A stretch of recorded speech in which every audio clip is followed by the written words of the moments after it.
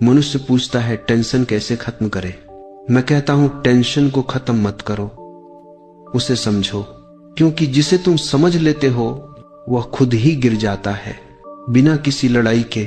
तुम टेंशन से लड़ते हो, इसीलिए टेंशन और मजबूत हो जाती है। तुम उसे दवाई से दबाते हो, इसीलिए वह फिर लौट आती है, और हर बार पहले से ज्यादा भारी। टेंशन बाहर नहीं है, यह तुम्हारे मन की कहानी है जो तुमने खुद बनाई है, अपने विचारों से, अपनी अपेक्षाओं से, भविष्य की चिंताओं और अतीत की पीड़ाओं से।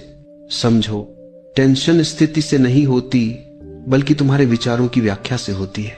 एक ही परिस्थिति दो लोगों के सामने रख दो, एक हंसेगा दूसरा रोएगा, परिस्थिति वही है, अंतर है देखने के तरीके में।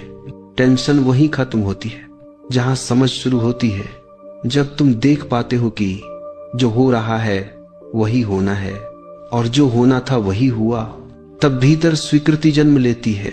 उस स्वीकृति के साथ टेंशन का कोई अस्तित्व नहीं रह जाता।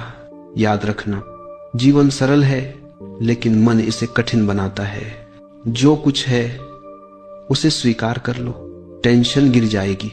जो कुछ नहीं है उसके पीछे मत भागो, टेंशन गिर जाएगी। जो तुम्हारे नियंत्रण में है उसे करो, और जो नहीं है उसे जाने दो। टेंशन स्वयं समाप्त हो जाएगी।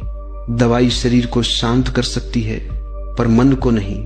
मन को शांत करती है समझ, और जब समझ आती है तुम पाओगे शांति बाहर नहीं, शांति तो हमेशा तुम्हारे भीतर ही थी।